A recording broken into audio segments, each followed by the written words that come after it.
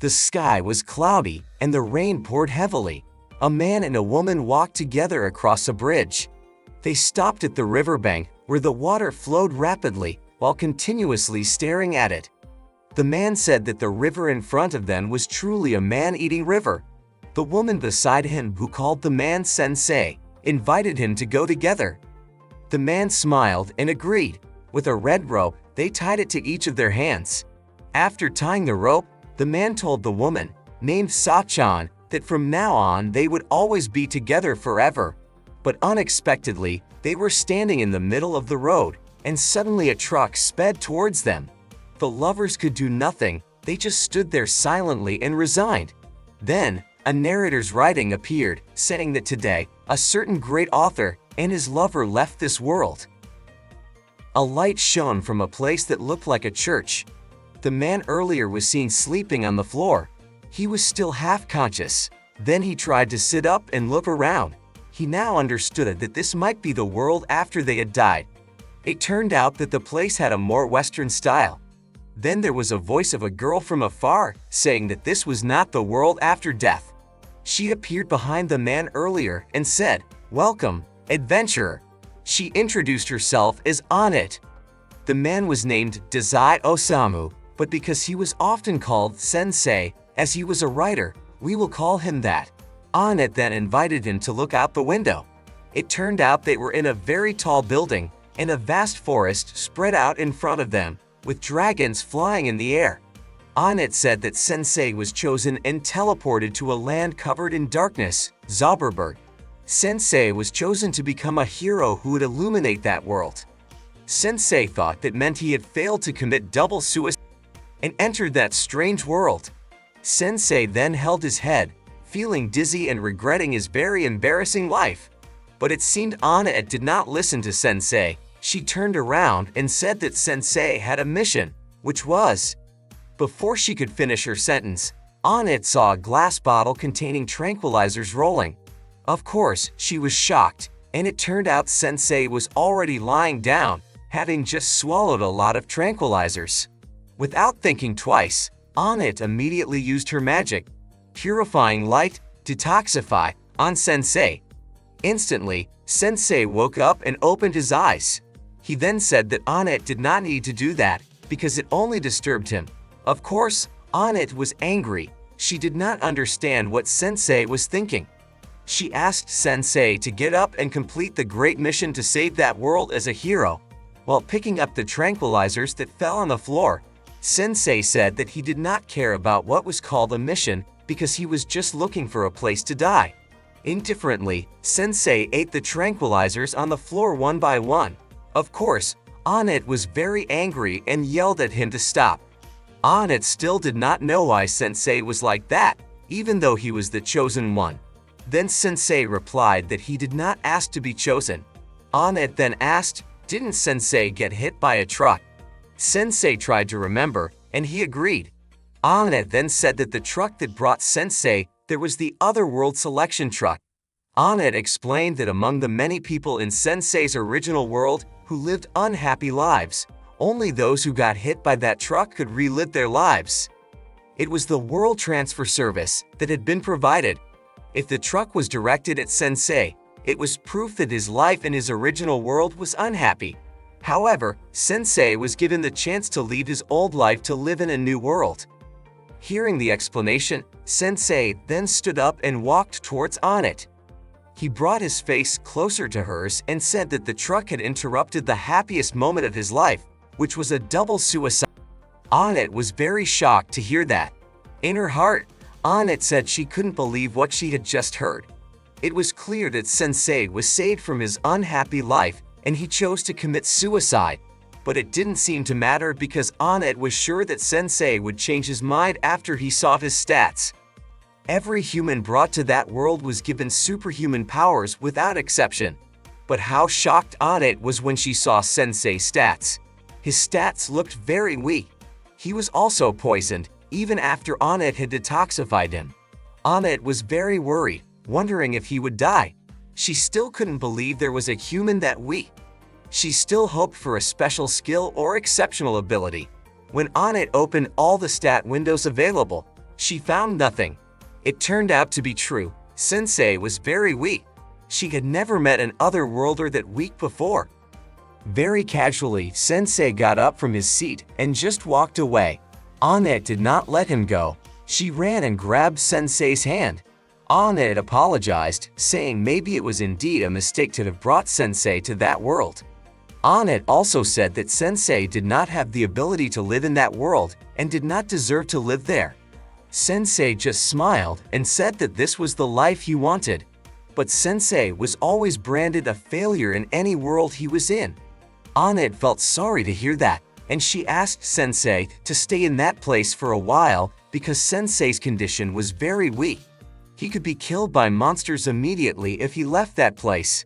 Sensei thanked Annette for her concern, but declined the offer because, in truth, he was just looking for a place to die. Sensei then walked away. Annette watched Sensei leave, but her heart was pounding. Inside, she said that Sensei was different from the others. Annette remembered her past, where she was very proud to guide reincarnations. She was very happy to meet reincarnations from another world. But she had met some annoying people. And over time, she closed her heart and became a woman who only praised heroes. That was what was on her mind all this time. Annette couldn't let Sensei go. She called out to him and ran after him, saying that at the very least, before leaving, he should take a profession. Sensei just turned slightly and said that he was born a writer. No more and no less. Sensei said goodbye and bid farewell to Annette, the woman with the beautiful ears. Annette could only be resigned and watch Sensei go. In her heart, she just realized that she had been waiting for Sensei to come to her for a long time. Sensei, who had already left the place, had reached a vast grassland. He found a signpost there, but he couldn't read it at all. And suddenly a voice whispered directly into his head. Landmark Great Plains of Ersten discovered. 5 experience points gained. Sensei, hearing that voice, felt very annoyed, but he didn't know how to stop it. He felt very tormented because he indeed suffered from migraines. Notification sounds kept popping up, making Sensei frustrated. And suddenly, there was a voice shouting. When he turned around, there was also a tree falling there. It turned out that a cat-eared girl was being entangled by a monster called the Death Tree. The girl was asking Sensei for help because the monster could kill her. Sensei just looked at her with a blank stare and a pale face. He thought to himself that he had been meeting a lot of people with strange ears today. However, deep down, Sensei found that a girl on the verge of death looked very beautiful. The girl kept asking for help, but Sensei did not respond at all. Instead, he asked the girl if he could write a novel about her. Of course, the girl was shocked and annoyed, and with a bit of a shout, she asked for help again from Sensei. Sensei then realized that the girl wanted to be rescued. He asked her to wait a moment and then reached out his hand towards her while taking a small jump. Sensei then chuckled and casually said that he couldn't reach her. The girl was naturally very confused by his behavior. She thought Sensei had magic or a sword. Then, very quickly, the monster extended its branch, ensnaring Sensei's neck, pulling him up and leaving him hanging. Sensei said that he couldn't breathe. The girl became furious, calling Sensei useless. Sensei, unfazed, calmly said that their lives wouldn't last much longer. The girl explained that the Death Tree had a skill called suction. The monster would absorb the life energy from its captured prey, and they might die in a few more minutes. Hearing this, Sensei actually said that it was good news. Naturally, the girl was confused. Sensei looked resigned, his life energy visibly starting to be drained by the Death Tree. He then appeared weak and finally collapsed helplessly. The cat-eared girl eventually resigned herself to the odd end of her life. But suddenly, there was a tremendous shake. Looking back, she saw the Death Tree changing color to a darker shade, and then its trunk cracked. This caused her and Sensei to be thrown to the ground, freeing them. She looked back again and saw the Death Tree dead and slowly disappearing. Sensei, nearby, then said that once again, he had failed to die. In Sensei's head, a notification sound appeared again, saying he had defeated the Death Tree with his poison, dealing 300 damage. The cat-eared girl could only be amazed by what had just happened. In her heart, she thought that Sensei had allowed himself to be killed so that his enemy would absorb the poison from him. Had he let the death tree kill itself by absorbing poison instead of his life energy? Now, Sensei had reached level 3, and as usual, he was very annoyed with the notification sound in his head. The cat-eared girl then stood up, approached him, and praised him, saying that Sensei was actually strong, but pretended to be weak. Sensei just sat there and lit a cigarette. He mumbled that this kind of thing kept happening. He wanted to die, but it was himself who survived. It had been like that all the time. Sensei admitted that he had tried to die 5 times and never succeeded. The cat-eared girl felt sad hearing this, but she was also grateful to Sensei for saving her life. She then had an idea to invite Sensei to her home as a thank you gesture. The girl reached out her hand to Sensei and held his hand. At that moment, Sensei remembered Sa-chan. Sensei then thought that she might have also come to that world. Sensei kept calling out the name Sa-chan. The cat-eared girl thought Sensei was calling her by that name. She tried to introduce herself, but Sensei kept calling her Sa-chan, which made her very annoyed. Sensei started walking while smiling, now knowing his purpose in that world. It was to find Sa-chan and commit double suicide. Meanwhile, Annette was praying to the gods to protect Sensei and to reunite them one day. When she finished praying, suddenly the door opened, and Sensei was there, greeting her. Of course, Annette was very happy. She stood up and ran towards Sensei, but she stopped when she saw a cat-eared girl standing next to him. Sensei then said that he wanted to ask Annette something. He was looking for a woman named Sa-chan and wondered if Annette knew where she was. Hearing that, Annette was deeply shocked. She couldn't believe that Sensei had already met many women in such a short time in that world. Time passed, and Sensei and the cat-eared girl were walking in a grassy field. It turned out Annette did not know about Sa-chan's whereabouts. The girl said that her home was still far away, so she planned to take Sensei to the castle town of Roth first. She then held Sensei's hand and pulled him along. But suddenly, someone hit her hand with a stick, startling her. It turned out to be Annette, who said that holding hands with the opposite sex in public was embarrassing.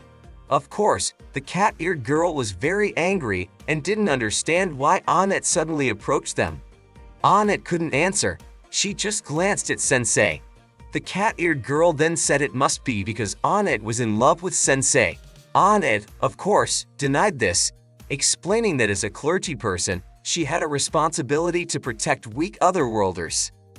The cat-eared girl just found out that Sensei was an otherworlder, but she also understood because she saw that Sensei was very strong. Annette, of course, protested because she knew Sensei was not strong. That's why she wanted to accompany him.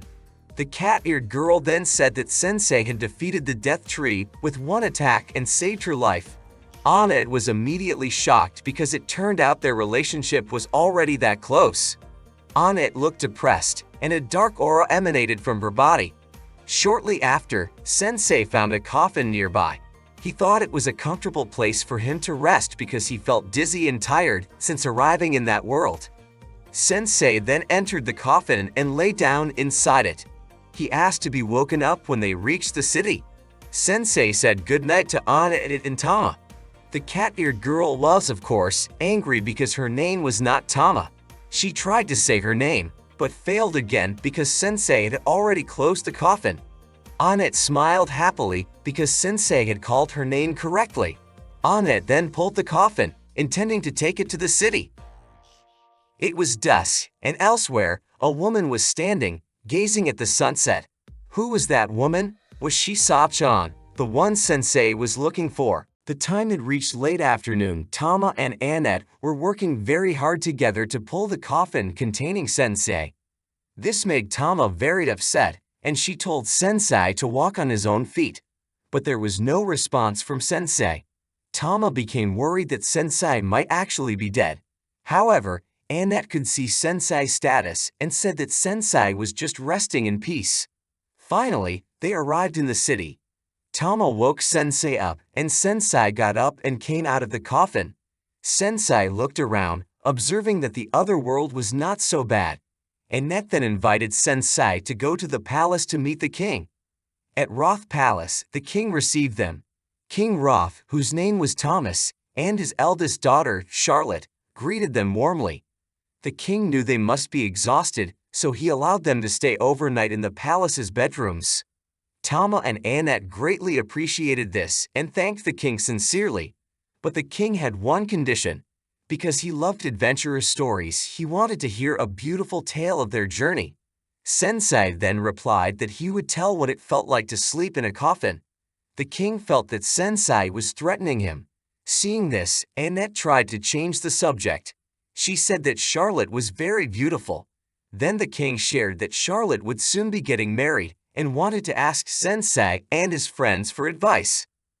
The king then summoned two of Charlotte's suitors. Gomez, the valiant warrior, a tall, big man wearing a mask and armor, and Otto, the wandering minstrel of love, with a harp in his hands. The king lamented that perhaps due to the Demon King's wrath, monsters had been rampant lately, but he was too old to deal with it. Therefore, he wanted to choose one of them as Charlotte's spouse and the next king. Charlotte was still unsure whom to choose, so she asked Sensei and his friends for advice on who would be a suitable match for her. The king eagerly awaited Sensei and his friends' answer. Sensei firmly replied, "How should I know?" According to him, it was an important choice for Charlotte's future, and it was not appropriate to ask adventurers like them, who had just arrived that day. Sensei also said he was unfit to be a king. Of course, the king was very shocked to hear this, as were Annette and Tama, who could only gape as they watched Sensei leave. Annette and Tama immediately apologized and told the king that Sensei was an otherworlder. The king forgave and understood him. As Sensei left, Charlotte watched him from afar. Night fell. Sensei and Annette were seen preparing to sleep.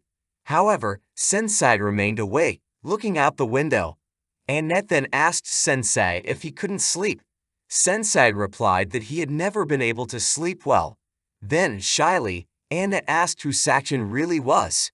Sensei did not answer, and the atmosphere turned silent. Suddenly, a cat's tail was seen wagging, sticking out from Sensei's bed. Annette immediately uncovered Sensei's blanket and saw that Tama was sleeping soundly in Sensei's lap. Annette became furious with Tama, saying that it was embarrassing. Tama defended herself by saying she felt cold, and that was what her species usually did to get warmth. The two continued to argue. Sensei decided to leave his room and walk down the corridor.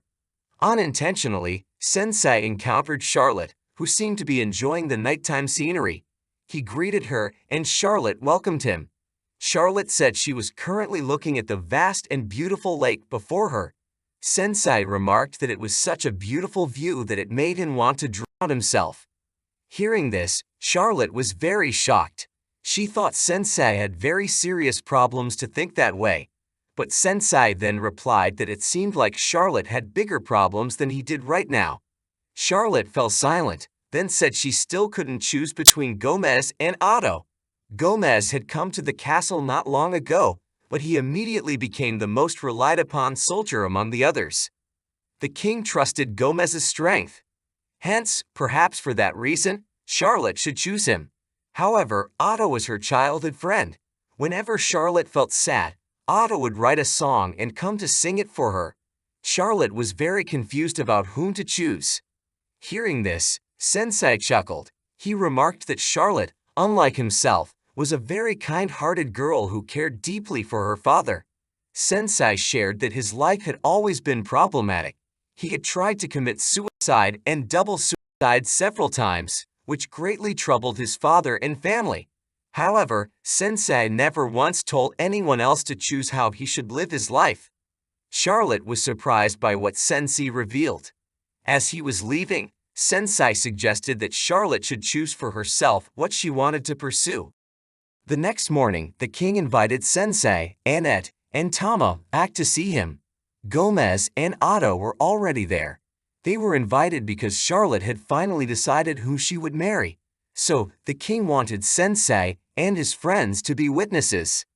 Annette then predicted that Charlotte would choose Gomez if she considered the kingdom's future. Meanwhile, Tama believed Otto was a more suitable match for Charlotte. The king then ordered Charlotte to walk toward the man she had chosen and say her vows. Charlotte started to move away from the king and began walking. She said she had asked herself what she wanted and had now made her decision. Holding Sensei's hand, Charlotte declared that her choice was to commit double suicide with Sensei. Of course, the king was very shocked, as were everyone else there. Even Annette fainted immediately. They could not believe what they heard. Charlotte explained that after talking with Sensei the previous night, she realized something. Whenever Charlotte felt sad, Otto would write a song and come to sing it for her. But upon remembering, he also came when Charlotte was not feeling sad. He made a ruckus all night, even the previous night. Charlotte believed he just wanted to show off his newest song to someone. Otto only smiled slightly upon hearing this. Then Charlotte also said she couldn't marry Gomez either because he smelled a bit. Gomez looked shocked. The king then ran towards Charlotte, telling her to choose her husband. Charlotte angrily said that her father was a fool. Why was he forcing her to marry someone without asking for her opinion first? In fact, Charlotte did not want to get married right now, and in the end, no one cared about her feelings except Sensei. Sensei was the only person who asked for Charlotte's opinion and respected it. Sensei smiled, concluding that Charlotte's reason for not wanting to marry and committing double suicide with him made sense. Suddenly, Gomez threw down his iron helmet. Everyone turned to look at Gomez. Gomez's appearance changed, and he said that Charlotte indeed had a sharp sense of smell. Now, Gomez looked like a bull monster. He revealed his true form, which was actually a servant of the wrathful demon lord. Gomez planned to take over the kingdom by becoming its king and then handing it over to the demon lord. He didn't expect Charlotte to uncover his disguise. When Sensei asked if Charlotte had known about his disguise, it turned out that Charlotte hadn't realized it. She just thought Gomez smelled a bit. Gomez became even angrier, intending to kill everyone there. Tama tried to wake Annette, who was still unconscious, but she wouldn't wake up. The soldiers all ran towards Gomez to attack him, but Gomez easily defeated them all. Since Annette wouldn't wake up, Tama had to attack Gomez herself. She jumped and kicked him right in the head. It turned out Tama was a martial arts expert at level 14. Otto said he would also help by singing a song. Otto was a wandering minstrel at level 89. Tama was shocked to see Otto's high level. Otto started playing his musical instrument. Tama thought it was a buff skill, but nothing happened. Otto was just singing his newest song. Only Sensei seemed to enjoy the song. Suddenly, Gomez began his attack, targeting Tama. He ran very fast, aiming his horns at Tama. Quickly, Tama ducked and counterattacked by kicking and punching Gomez. But it seemed her attacks had no effect on Gomez. He then attacked with his horns, slightly grazing Tama. She became wary of Gomez's horns, as they were not only hard but also sharp. Gomez quickly prepared for another attack.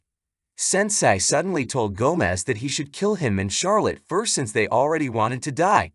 The king and Tama were, of course, very shocked by his statement. Gomez, with his sinister grin, laughed and agreed. After killing them both, Gomez planned to kill the king, burn the city, and slaughter all its inhabitants without leaving a trace. Sensei was firm in his resolve, but Charlotte seemed hesitant. Then, with all his strength, Gomez charged at Sensei and Charlotte, intending to gore them both. Tama and the king were powerless to act. Just before Gomez's horns could hit him, Charlotte said she didn't want to die yet. She wanted to live and protect the kingdom's people. Hearing this, Sensei sighed and said that was Charlotte's true desire. Charlotte was indeed a very kind-hearted princess. Sensei then pushed Charlotte away to protect her from Gomez's horns. Sensei stood still, ready to take the hit. Unexpectedly, Annette had regained consciousness and immediately used the spell Stout Barrier of Light, Shield, creating a shield that protected Sensei from Gomez's attack. Annette said that as long as she was by his side, She wouldn't let Sensei die. Annette turned out to be a priestess at level 18. Gomez kept trying to break through the shield Annette had made, but he couldn't, and it ended up breaking his horns. Gomez was thrown back. Tama seized the moment, leaping and using the attack, Wildcat Strike, right at Gomez's stomach, sending him flying back through the wall and into the middle of the lake. Tama and Annette felt very relieved. Unexpectedly, the king approached Charlotte and knelt, apologizing to her. He regretted forcing Charlotte to do something without considering her feelings. He realized that he was unfit to be both a king and Charlotte's father. With a smile, Charlotte forgave her father and expressed her desire to talk about the kingdom and their relationship. The king gladly agreed. Sensei smiled, remarking that he had failed to die once again. The next day, Charlotte had become the queen of the kingdom, ruling with great authority. The kingdom's soldiers respected and obeyed her. In a vast meadow, Tama and Annette were walking while pulling the coffin with Sensei inside. They discussed Charlotte, who, despite being only 16 years old, had made a significant decision by becoming a queen. From inside the coffin, Sensei said it was a decision Charlotte made herself, so they didn't need to worry about her. Sensei then remarked that dying women certainly are beautiful, but women who stand on their own 2 feet are also beautiful. Tama and Annette didn't care about that statement. They were more concerned about why Sensei wouldn't walk on his own 2 feet. On a mountain road, Annette and Tama were walking, pulling a coffin that contained Sensei. Tama complained that she was hungry, so they decided to take a short break. Besides being hungry, they were also very tired. Sensei peeked out from inside the coffin and asked if it was time to eat. Annette then offered Sensei some bread. Sensei asked if there was any boiled tofu. Since there wasn't, he closed the coffin again. Annette noted boiled tofu in her book, intending to look for it in the next town. Tama could only watch and wonder. Annette then unfolded a map. Tama asked how much longer it would take to reach her home. Tama's home was in Grun, and it would take a few more days. However, Annette intended to stop by the Zweiten Temple first. This was because reincarnations from other worlds usually arrived at one of the 4 temples in that world, then traveled to the Demon King's castle. But Sensei's goal wasn't to defeat the Demon King. He was looking for Sachan. Therefore, they needed to visit all 4 temples to gather information. Tama was a bit shocked to hear this, because if they were unlucky, they might have to travel around the world. Calmly, Annette agreed. Tama still couldn't believe Annette's decision. Annette then said that she actually didn't want Sensei to fight the Demon King. She didn't want Sensei to be in danger. Tama then teased Annette, saying that she must like Sensei. Annette's face turned red. She didn't admit it but said that Sensei had enlightened her during her despair in the task she had to undertake. So now it was her turn to help Sensei. Tama then continued, asking what if Sachan turned out to be Sensei's lover. Annette's face turned pale, and she said that was why she had to confirm it herself. Tama felt sorry for her, but she kindly promised to accompany her, but only until she reached her home. Annette turned her face away, saying thank you in an unenthusiastic tone. Tama was a bit annoyed because she knew Annette actually wanted to be alone with Sensei. Tama then asked if Annette was allowed to enter the temple since she had just left her duties. Annette said not to worry, because the head of the Zweiten Temple was her friend, and she didn't leave her duties without saying goodbye. She had already sent her familiar to deliver her resignation letter. But it turned out that Annette's familiar was already there, biting Sensei's head. When Annette asked, it turned out the resignation letter was still with the familiar and hadn't been delivered. Annette angrily chased away her familiar. Sensei saw this and felt sorry for Annette's familiar because it had returned to its master but was scolded instead.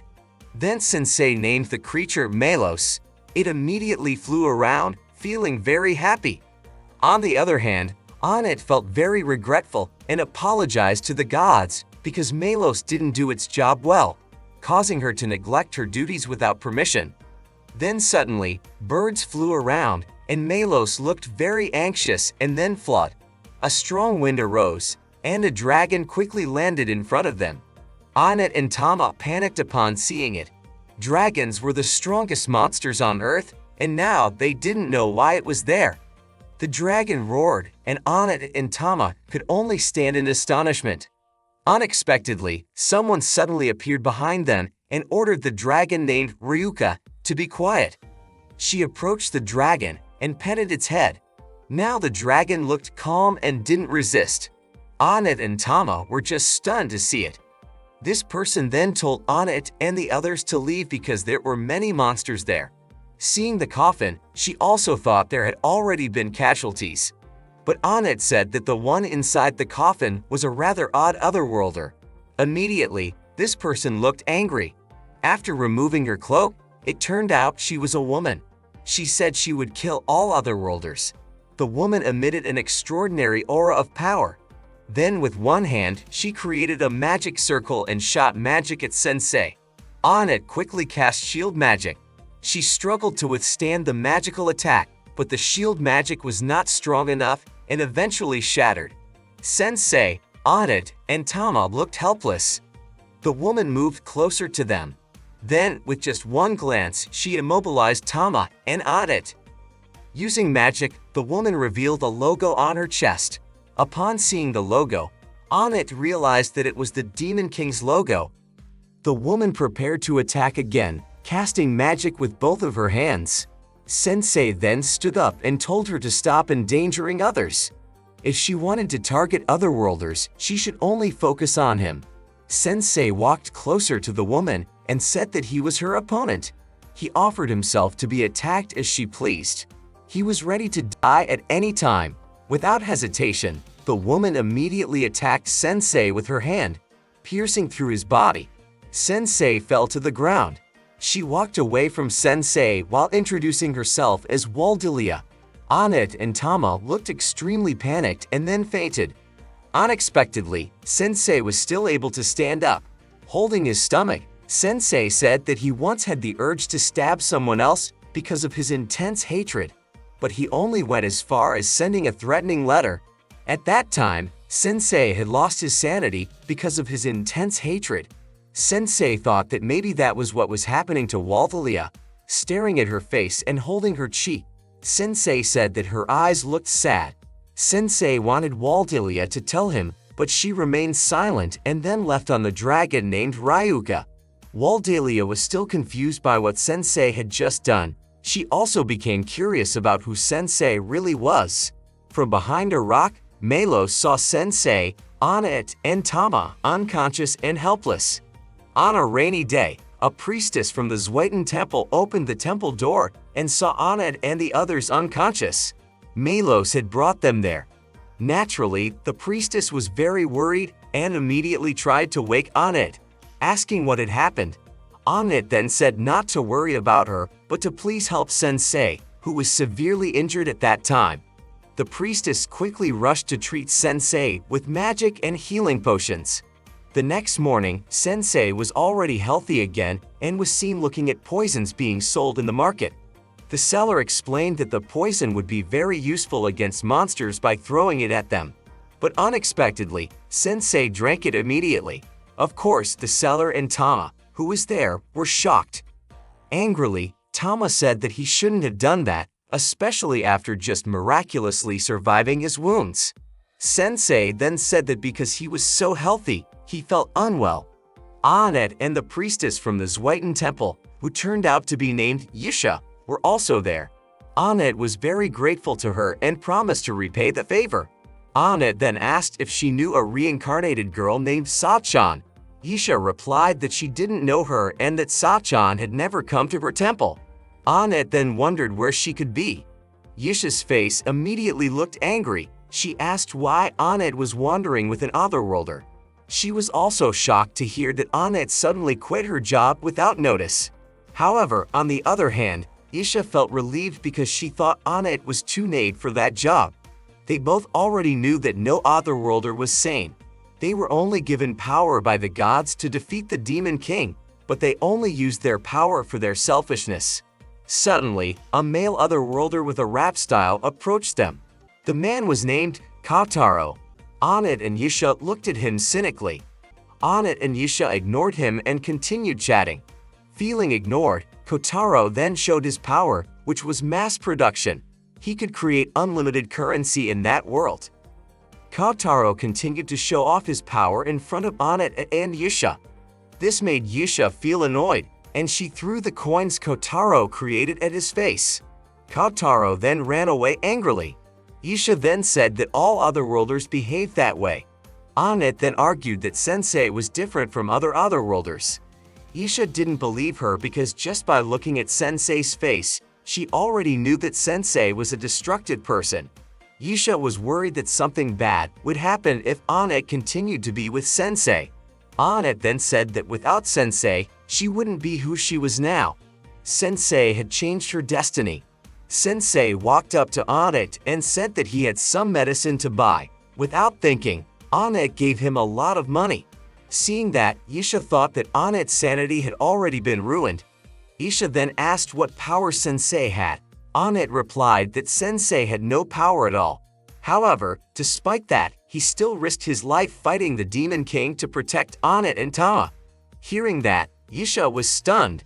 She said that the Demon King had been defeated by an otherworlder 7 days ago. Annette was also shocked to hear that. Then the scene shifted to the Demon King's castle. There was a dragon roaring loudly.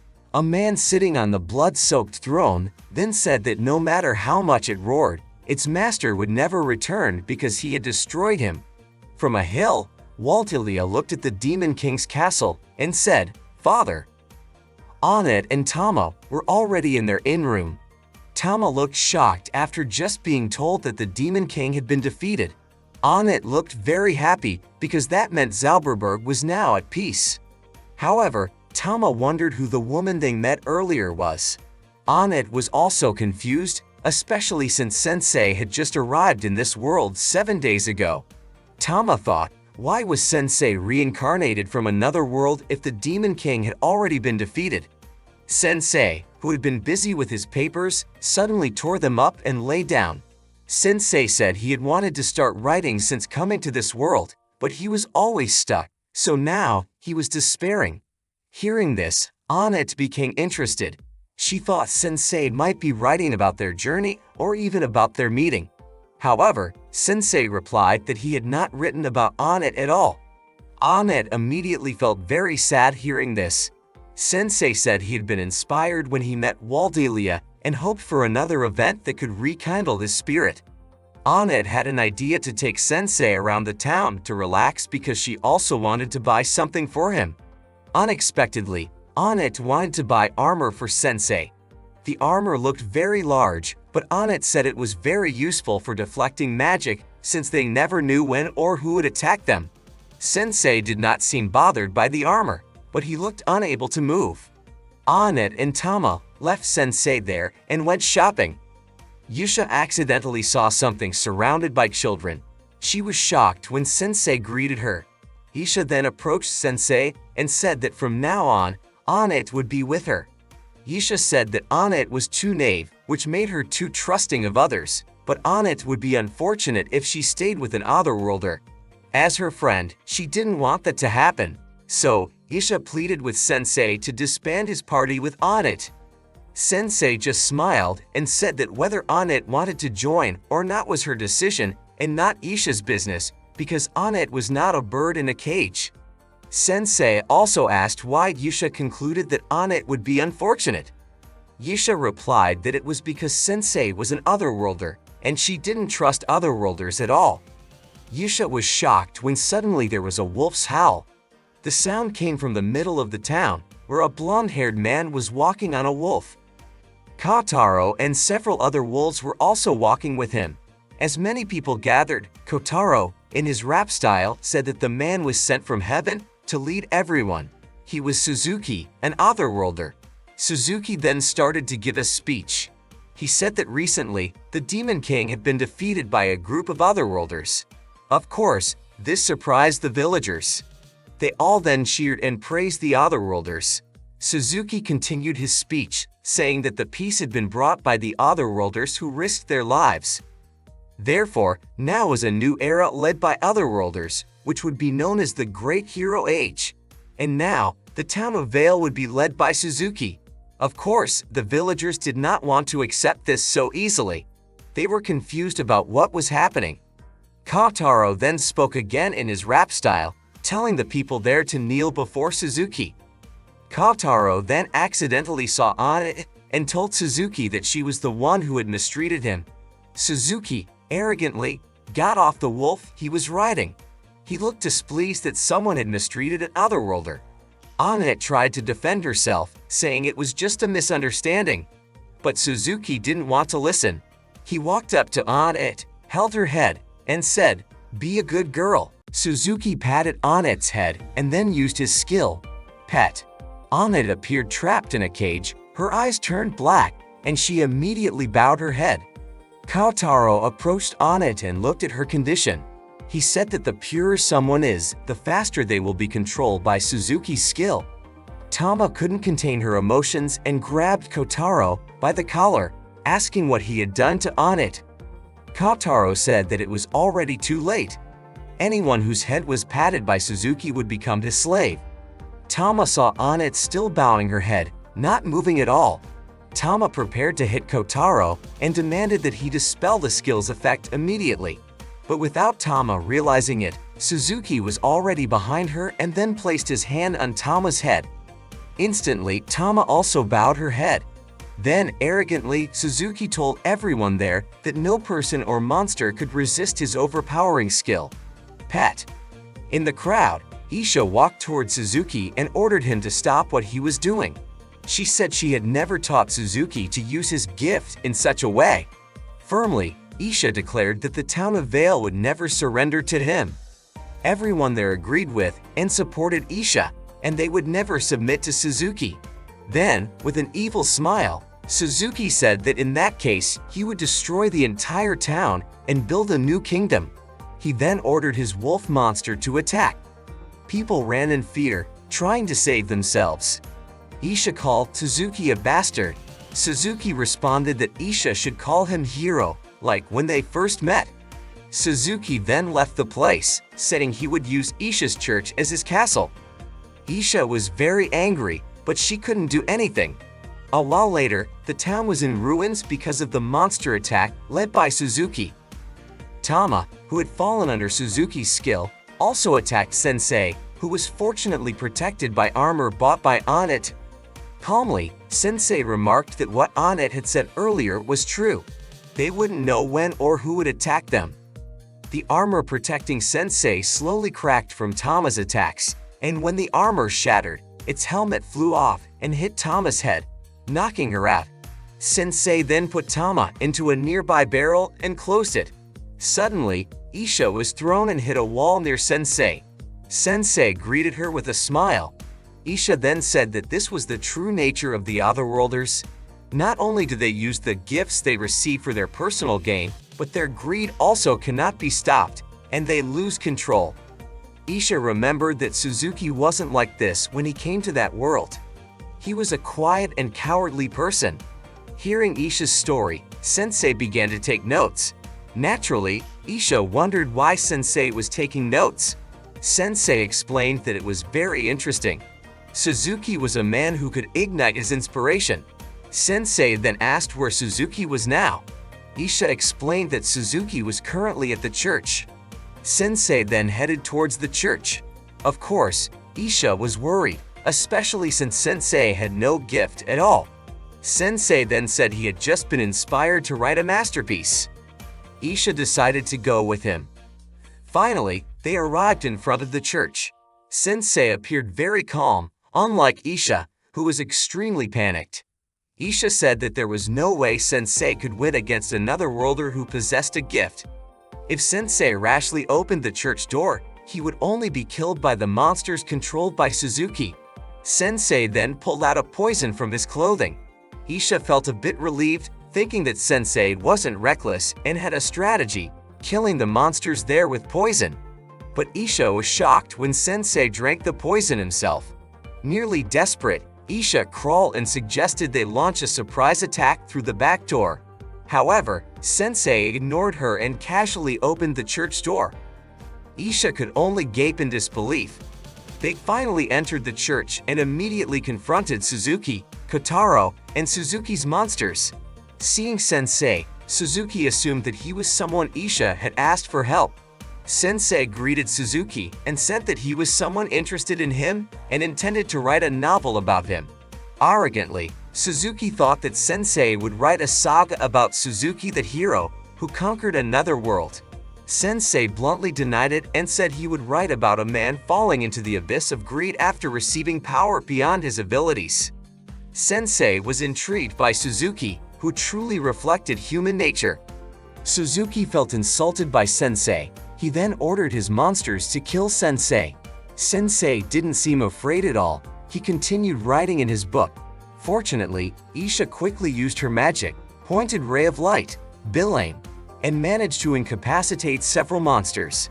However, one monster slipped through and almost bit Isha. She blocked it with her staff.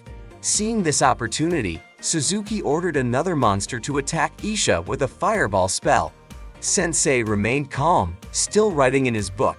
Unexpectedly, an iron helmet deflected the fireball, sending it back towards Suzuki and his group. It turned out that Melos was inside the iron helmet. Sensei thanked him, recalling that Annette had said the armor she gave him could even deflect novice-level spells, as Melos had just demonstrated. Now, Kotaro panicked, but Suzuki still had his strongest monster. He immediately commanded it to attack Sensei. Suzuki was delighted to see the monster successfully bite Sensei, confident that it would kill him.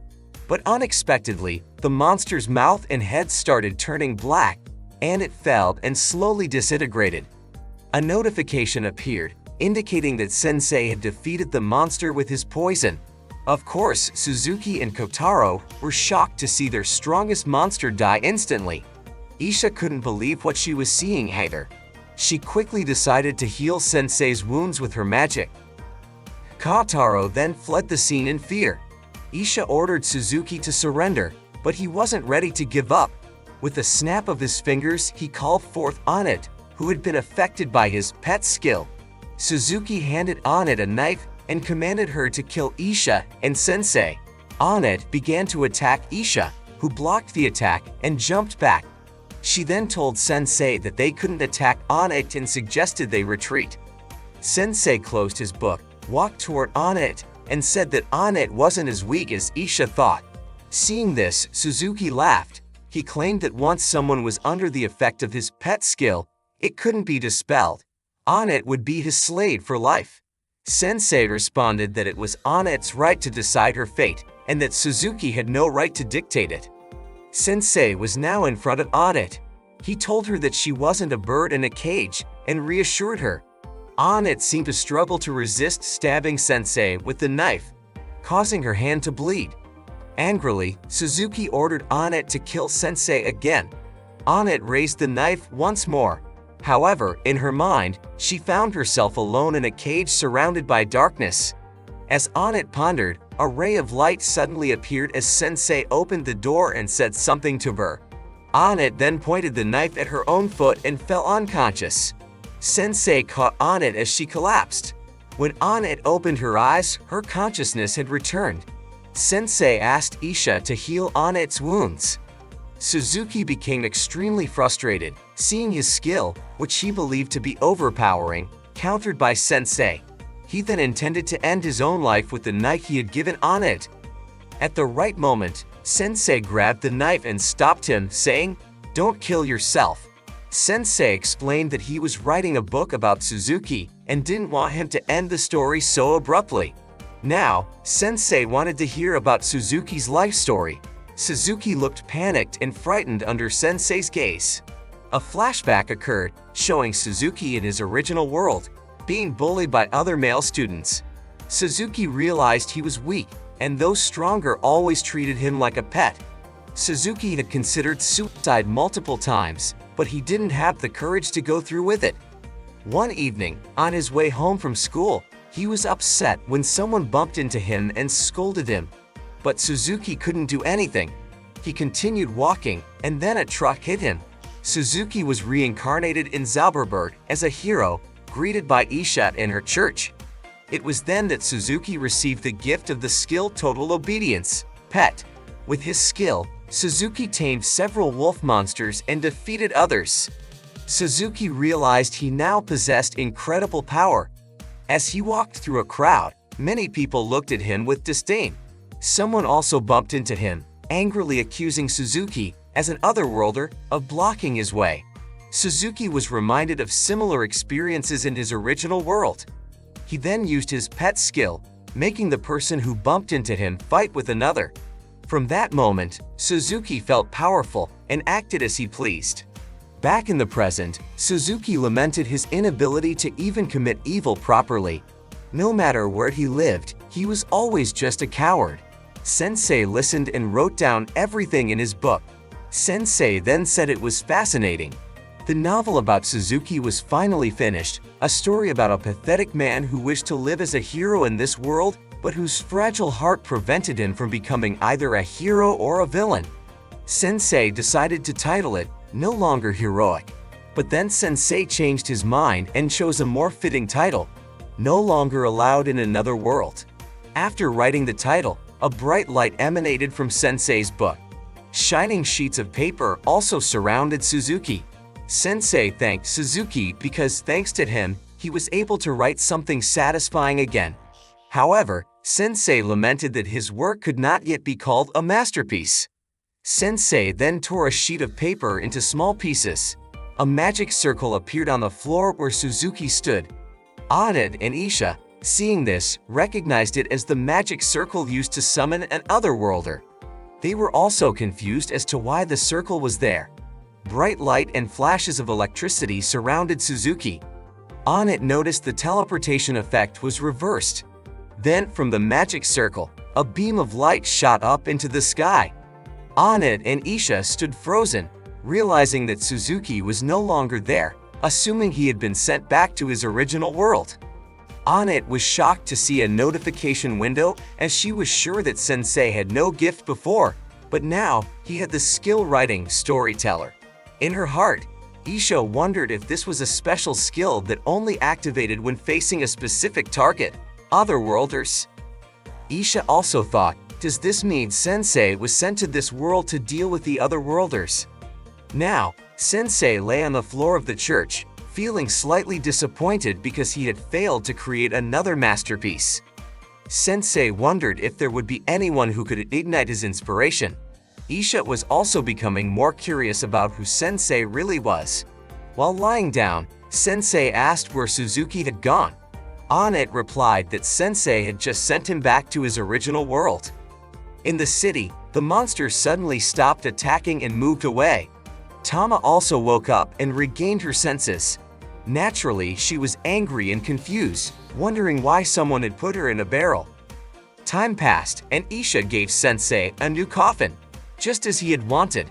Sensei was very grateful and thanked Isha, saying the coffin was perfect for him. With a serious expression, Isha spoke with Anit. Isha mentioned that Sensei might play an important role in the future of this world. Therefore, Anit's journey with Sensei might be dangerous. Isha asked Anit to support Sensei, believing that Anit could do it. Before they left, Isha asked Sensei if Suzuki had become the way he was because he gained too much power in this world. Sensei responded with, "Who knows?" Isha also wondered if Suzuki had returned to his original world and was living in misery again. Sensei replied that Suzuki's story as a hero in this world was over, but his story in the original world was not. It was up to him to make it a masterpiece or not. Isha agreed with Sensei's opinion. Sensei then continued his journey with Anit and Tama. The scene then shifted to Suzuki's original world. He had finished school and was now applying for a job at a convenience store. When someone asked him for a reason, Suzuki couldn't answer and looked scared. The man interviewing him apologized and told him to come back to the store the next day for work. Suzuki walked out of the store, alone, down a dark street as snow fell. A piece of paper fell onto a pile of snow with the words "To be continued" written on it. On a snowy day, Isha teleported to the Weebye Cathedral in the Papal State. There, she was greeted by Wolf, who appeared to be drunk. Wolf explained that he was like this because he had to deal with dwarves every day, which was troublesome. He also complained about their bad body odor. Then, someone told Wolf that he shouldn't say such racist things, especially since they were in the papal state. It was Elton, a goblin who was the first non-elf to become a priest and had even risen to the rank of archbishop. Elton then remarked that this had nothing to do with race, pointing out that many elves were not like the stereotype of elves. Hearing this, Wolf felt offended and angry. He challenged Elton to exchange territories with him, claiming that Elton's territory was easier because it was always peaceful. Elton responded that it was due to the people's faith in the Queen's favor. He advised Wolf to change his way of thinking. Then, Cardinal Miller arrived and ordered them to sit. They all gathered at one table for a discussion. Cardinal Miller had invited them all there to report on the situation in their respective territories. However, someone arrived late. She looked very clumsy and even fell while descending the stairs. It was Aria, the new bishop of Erston Temple, replacing Bishop Onnet. Cardinal Miller then asked her to report on her territory. Aria said that in Deanstark, the holy land of mountains and flames, there was nothing to report. However, Cardinal Miller mentioned hearing that Charlotte, the daughter of the King of Roth, had inherited the throne. Aria apologized for missing that detail. Seeing her clumsy and hesitant behavior, Isha felt worried inside. Elton then introduced himself as the Archbishop of Vierton Temple, overseeing the Mitwoke region, the Holy Land of lakes and water. He reported that there were no issues in his area, attributing this to the Pope's authority. Wolf also introduced himself, stating that he was from Dritton Temple and managed the Samstag region, the Holy Land of deserts and earth. He reported that there were no significant problems in his area. However, Cardinal Miller mentioned hearing about frequent conflicts among the dwarves.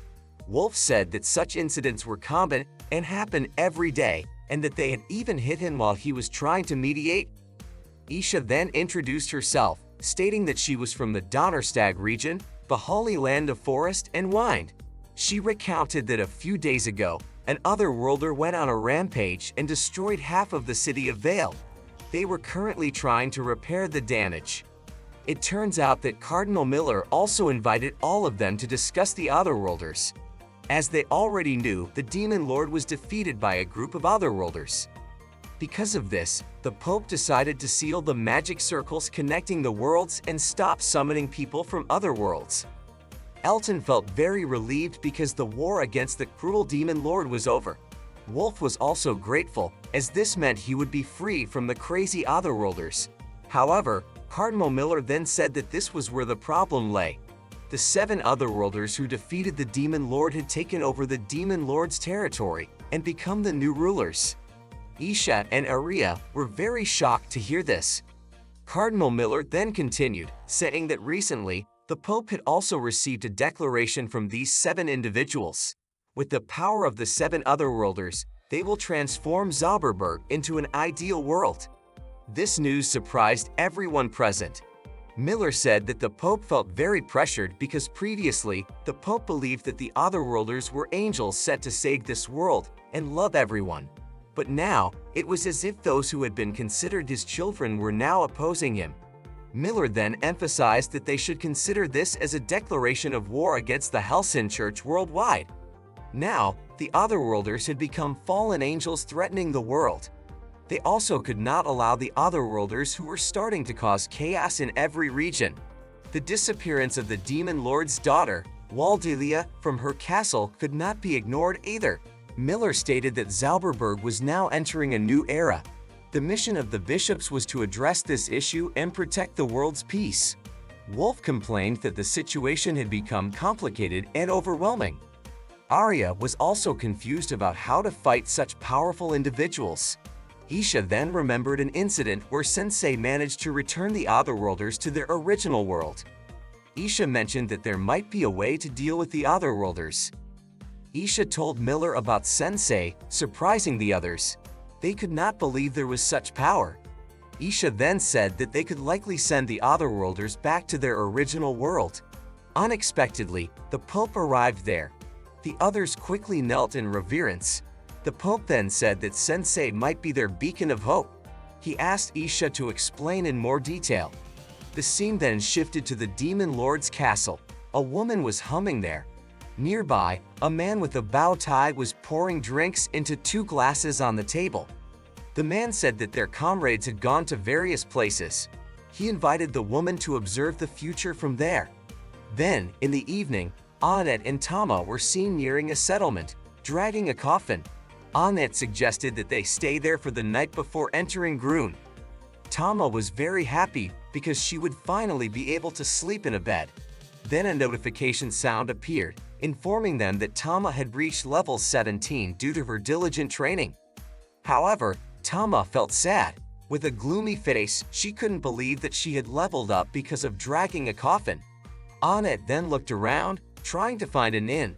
A young boy then told them that the inn was at the end of the street. Annette thanked him. The boy then said that he had useful information for adventurers. The boy mentioned that he was acquainted with heroes or otherworlders. So, if there were any parties that lacked confidence, they could be accompanied by otherworlders to ensure a safe and comfortable journey. That was the business he was running now. Tama imagined annoying otherworlders like Suzuki and Kataro. The boy continued to persuade them, asking for 40,000 Geniko in return for his service, promising to introduce them to otherworlders who could help. Tama refused the offer as it was too expensive, but Annette agreed without hesitation. Of course, Tama protested. However, Annette said it was cheap if it meant ensuring Sensei's safety. The boy also expressed his sorrow upon seeing the coffin they were carrying. He said that life couldn't be bought, and the person in the coffin would surely smile in heaven if they knew that heroes were accompanying their friends on their journey. Unexpectedly, Sensei rose from the coffin and said that he wasn't dead. The boy was utterly shocked. He couldn't believe there was a talking corpse. Tama then explained that Sensei was also a hero. The boy, however, was skeptical, especially since Sensei's appearance was not convincing. After taking the money from Annette's hand, the boy ran away, introducing himself as Nier, and promised to bring real heroes to them. Night fell. Annette was still waiting for Nier at the inn's door. The innkeeper asked if they were going to stay or not. Annette replied that she couldn't decide yet because she was waiting for someone. Sensei then said that Nier wouldn't return to them. According to Sensei, Nier's eyes looked like those of an adult. The innkeeper then asked if they had given money to Nier. Annette confirmed it. The innkeeper sighed and said that was always how his trick worked. The innkeeper mentioned that Nier had never met any heroes, so there was no way he could introduce them. They must have been tricked by Nier. Annette was instantly furious upon hearing this. The innkeeper then explained that Nier was an orphan who once lived in the village. He made money by scamming adventurers who came by. No adults ever scolded him, and he was considered a nuisance in the village. Sometimes, the innkeeper even felt sorry for him. The heroes Nier talked about might just be his fantasy. Under a bridge, Nier was seen sitting alone, holding a sword in his hand. He seemed to care deeply for the sword. Suddenly, someone grabbed him from behind, rendering him helpless. He was then taken to a house in the middle of a forest. There were 3 men there, and it turned out they were after the valuables Nier had. Nier was tied to a post, struggling and threatening that if anything happened to him, his friend, who was an otherworlder, would not stand by at Lee. To his surprise, the 3 men were otherworlders. They demonstrated their powers. One had a weapon, another emitted light from his eyes, and another could harden his body like metal. Nier couldn't believe what he was seeing. One of them showcased his power to produce a weapon shaped like a crossbow, capable of piercing dragon scales, which he called Mad Gear. The man also knew that Nier had been making money by exploiting the name of otherworlders like them. They decided to punish Nier by executing him. Nier resigned himself to his fate, no longer believing that otherworlders like them were the heroes who saved this world. Just as the otherworlder with the crossbow was about to pull the trigger, Sensei suddenly appeared, shifting his hand so the shot missed and hit the leg of the man with the metal hardening ability. The man clutched his leg in pain. The others were confused about who Sensei was. Sensei then said they were not heroes but liars, causing children to imitate their lies. Someone with glowing eyes used his power to analyze Sensei, discovering that Sensei was also an otherworlder. They panicked, but after examining further, they found that Sensei had only 1 HP and was poisoned, which relieved them a bit. The one with the crossbow threatened to kill Sensei. Hearing this, Sensei turned and walked toward them. The one analyzing began to panic, noticing Sensei's vitality was rising drastically. Smiling, Sensei kept walking, telling them they had to aim precisely at his heart. The otherworlders were terrified, considering him a pervert. They fled, leaving Sensei and Nier behind. Sensei watched them, dismissing them as liars. Still tied up, Nier asked Sensei if he was a hero. Sensei replied that he wasn't that great. Sensei then said that adults are betrayed youths, but Nier was still young. It was too early for him to be an adult. According to Sensei, Nier's current eyes were just fine. Sensei walked out of the house, leaving Nier alone. Nier was stunned for a moment, then realized he was still tied up and that Sensei had left him there. The next day, Sensei, Onit, and Tamo were preparing to continue their journey. Sensei looked very sleepy. Tama asked if he hadn't slept enough, and Onit asked where he had been last night. Sensei turned his face away. Onit became suspicious, wondering if Sensei had met a woman. Sensei simply said that last night was very enjoyable. Onit was angry but also curious about what Sensei had done. Sensei ignored her and closed his coffin. Suddenly, Nier appeared near them and greeted them. Of course, Tama was shocked and immediately angry. She demanded Nier return their money. Nier refused, saying he hadn't lied. Smiling, Nier reminded them that his promise was to introduce them to a valiant warrior. Tama then realized that the valiant warrior meant Nier himself. Nier then joined their party. They continued their journey and finally arrived at the landmark Castle Grun. A notification sounded, indicating that Sensei had gained 5 points. Sensei held his head and said he wanted to die. Nier, standing next to him, was worried. He wondered if something bad had happened to Sensei. Sensei replied that there was no day without suffering in life. Panicking, Nier reported this to Onit and Tama. However, Tama and Onit ignored him. Tama then suggested that Nier take turns pulling the coffin with her. Of course, Nier refused. Tama then questioned whether a valiant warrior would really let a woman drag a coffin the whole way. Finally, Nier reluctantly agreed to help. Tama smiled happily. After walking a short distance, their destination came into view. It was Tama's homeland, the city of Grun. Upon reaching the gate, they paused for a moment.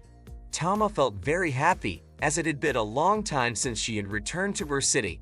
Onit noticed there was an inspection at the gate. Confidently, Tama said they would have no trouble entering, as she was quite well known there. Tama approached the gate, but the guards panicked and surrounded them. Tama and the others were, of course, confused by what was happening. They were then taken prisoner and thrown into jail. Onit sobbed, feeling she had done nothing wrong. Meanwhile, Sensei casually fell asleep, resting his head on Malos. In the prison, Onit continued to cry. Tama had been separated from the three of them. Nier suspected that Tama had become a wanted criminal by the kingdom for committing some crime, which caused the three of them to get caught up in it just for being with Tama. While the others were worried, Sensei, on the other hand, asked how executions were carried out in that world. Sensei asked with a smile on his face, imagining the various methods of execution he knew. Nier couldn't believe that was what Sensei was thinking about. He then said that, for now, it would be best if they could escape from the prison. Nier pulled something out of his hat and did something. It turned out that he easily unlocked the prison's padlock with a wire he had hidden in his hat. Onmate sarcastically remarked that this skill was not one a valiant warrior should have. But Sensei just patted Nier on the back. Nier felt very happy, but it turned out that Sensei wasn't pleased with what Nier had done either.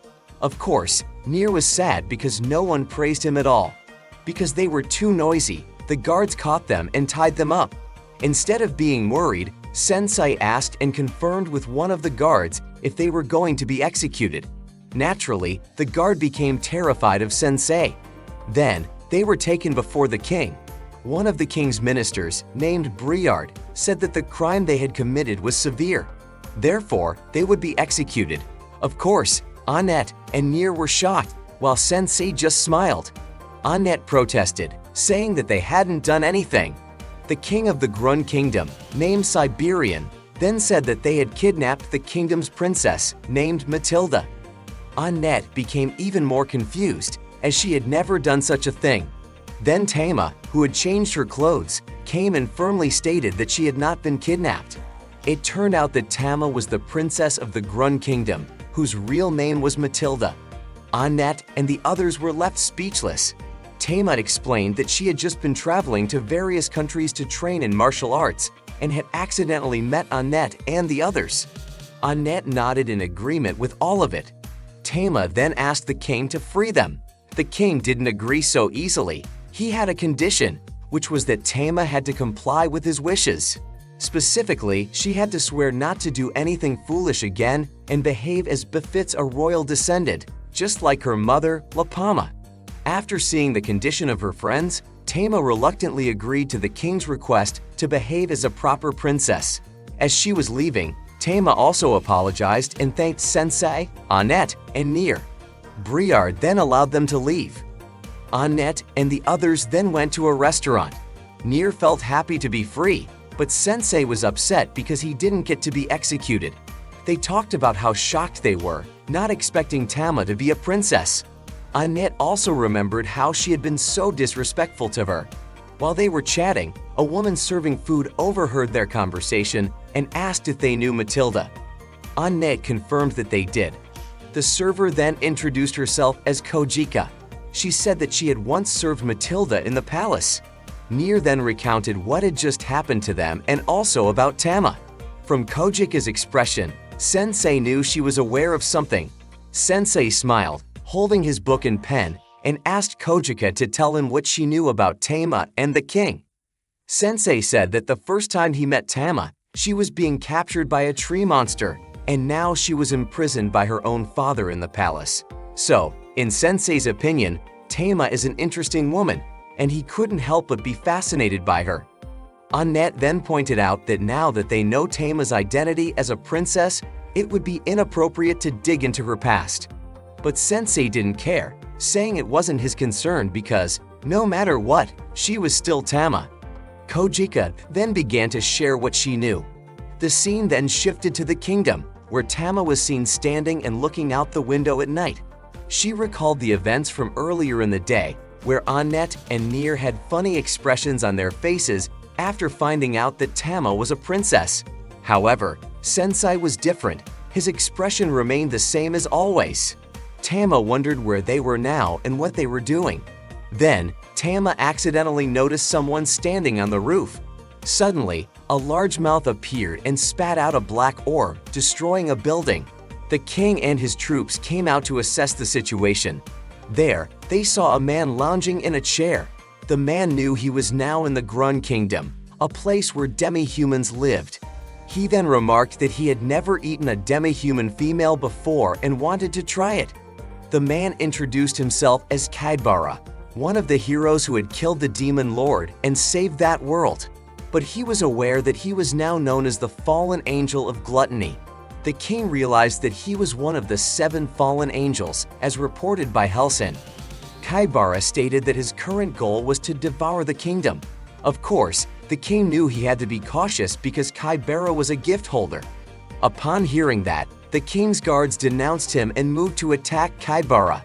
But with a snap of his fingers, Kaibara summoned a large mouth near the king's guards, which then bit them. Kaibara's own mouth seemed to chew along with the giant mouth. Kaibara complained that their bodies were full of muscle and difficult to eat. He said what he really wanted was to eat demi-human females. Naturally, Kaibara's words made everyone there furious. They were eager to beat him, but the king ordered them to retreat. He wanted to face Kaibara himself. The king was furious and wouldn't let Kaibara leave alive. The king then removed some of the accessories he was wearing and prepared for battle. Kaibara once again summoned a creature in the shape of a large mouth, which spewed black energy at the king. The king blocked it using the rubble from the building in front of him. The king could even deflect a direct attack from the large-mouthed creature. The king then attacked Kaibara with his technique, Thunderbolt. Kaibara appeared to be in pain, but it turned out he was just pretending. The king couldn't believe that Kaibara was still standing after taking a direct hit from him. Kaibara then said that such an attack would kill a normal human. It seemed that Kaibara could use the skills of any creature he ate. He had apparently eaten a golem the day before, which allowed him to harden his stomach and protect himself from the king's fatal attack. The king then removed more weights from his hands. The king appeared very serious. He was about to unleash his ultimate technique. Briard knew that it seemed the king wanted to eliminate Kaibara. The king said that since Kaibara had killed his troops, there would be no mercy for him. The king intended to wipe out Kaibara with a single strike of his ultimate technique. However, just as they were both ready to clash, Tama arrived and called out to her father. Both of their attentions were diverted. Tama then said that she would also join the fight. The king, of course, forbade her and said that Tama could never replace Leon. Tama's eyes sparkled upon hearing that. The scene then shifted to a dining area, where Kojika was telling Annette and the others that Tama had a twin older brother named Leon. He was supposed to be the heir to the throne of the Grun Kingdom. Prince Leon was brave, and Princess Matilda was kind-hearted. The people of Grun believed that peace would be maintained as long as they were there. But on a stormy night 10 years ago, during a journey, they were caught in a landslide. Prince Leon and Queen Lapama died in the incident. This caused the king to be deeply saddened and depressed for a long time. Tama was very upset seeing her father like that. So, she decided to take Leon's place and bring peace to her father. Tama ordered Kojika to cut her long hair so that she would resemble Leon. However, the relationship between Tama and the king grew more strained because the king did not accept Tama's decision. Back on the battlefield with Kaibara, the king became angry at Tama's arrival and said that Tama's martial arts were completely useless. Tama then leaped towards Kaibara, intending to attack him. Kaibara snapped his fingers, and the large-mouthed creature immediately appeared beside Tama, ready to devour her. Tama could only be shocked and resigned to her fate. At the crucial moment, the king pushed Tama out of the way, but this caused the king to lose his arm. Kaibara only smiled slyly and said that he actually wanted to experience the king's ultimate technique, but it seemed that now the king could no longer use it. Kaibara also apologized for eating the king's arm and showed it to Tama. Of course, this made Tama furious. Just as she was about to leap and attack him, Briard swiftly knocked Tama unconscious and carried her away from the scene. Kaibara could only watch the event unfold, smiling as he said that he would save the main course for later and that now he wanted to enjoy the other dish, the king. Annette and the others had just finished dinner, and Sensei thanked Kojika for her valuable story. They were all shocked when someone suddenly approached them. It was Briard carrying Tama. Briard then recounted what had just happened. Not long after, a massive explosion was heard at the king's residence. The people there were, of course, panicked and confused. They then saw their king in a pitiful state at his residence. Kaibara then revealed himself and introduced himself, declaring that he was now their new king. Kaibara said that as king, he only wanted to taste all the demi-human flesh there. Of course, only the flesh of women and children. As for the male demi-humans, he would just let them continue working as usual. There was an adult man who angrily scolded Kaibara, but in an instant, a large mouth appeared beneath his feet, causing him to fall and be devoured. The people were terrified by what they saw and tried to flee. However, Kaibara had already stationed the former Demon King's monsters all over the city to prevent their escape. Kaibara then entered the king's residence, dragging the king along with him. Sensei was seen closing his book as he observed Tama's fate. After being imprisoned by her father, she now ended up as a princess who lost her kingdom. Sensei thought that Tama's fate increasingly resembled that of a tragic heroine. However, Sensei said that the heroine he admired would never give in to a tragic fate. A flashback occurred where Tama was having her hair brushed by her mother. Shortly after, Tama regained consciousness. She realized she was now at Kojika's house. Tama then opened the door to check on the situation outside. Briard then told her that Kaibara had taken over the capital and intended to devour the citizens. Tama couldn't hold back her emotions and ran off, determined to fight Kaibara. But Briard restrained her. Annette and Kojika also tried to stop Tama. Tama felt sad because her father had lost due to protecting her. Moreover, Tama felt responsible for protecting the kingdom on behalf of her older brother, Leon. Annette then mentioned the tragedy of Clolone Pass. Annette recalled that tragedy after hearing Kojika's story. The tragedy had claimed the lives of 2 royal family members 10 years ago. Annette didn't know that they were Tama's mother and older brother. Annette also heard that all the citizens wept upon hearing the tragic news. According to Annette, this was the greatest proof that the royal family was deeply loved by its people. So, if they were to lose Tama as well, the citizens would surely fall into despair. Tama was shocked to hear Annette's words. Annette then told her to leave everything to her because, as a royal princess, Tama must not endanger herself. Annette assured Tama not to worry because they had a secret technique to defeat the other worlders. Annette, Sensei, and Nier then left Tama to face Kaibara. Briard remarked that Tama had kind-hearted friends. When they arrived at the gate, 2 ogre monsters were stationed there on guard. Annette ordered Sensei and Nier to step back. But calmly, Sensei walked forward and told the 2 ogre monsters that they had come to be eaten. Sensei continued by saying that the new king's speech earlier had truly touched his heart. Sensei also mentioned that he had always thought about how he would die. Before hearing Kaibara's speech, Sensei had never once considered dying by being eaten, so now he was very excited to do so. Sensei then commanded the 2 ogre monsters to quickly relay this to Kaibara. Naturally, the 2 ogre monsters were confused. Seeing this, Sensei scolded them, telling them to make a decision quickly. But unexpectedly, Annette and the others were thrown back into prison. Of course, Annette felt very sad and frustrated. Annette blamed Sensei, but then Sensei told Nier to use his skill again to unlock the cell so they could escape.